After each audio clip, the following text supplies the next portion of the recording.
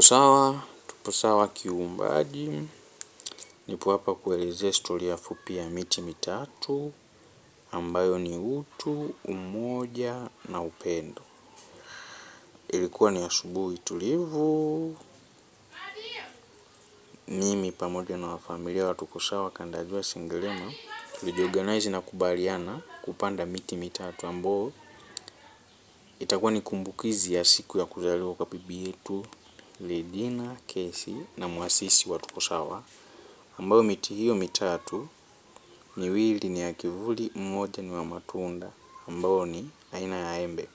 Pia miti hiyo ina majina kama nilivyosema hapo, mmoja unaitwa utu, mmoja upendo na mwingine unaitwa umoja.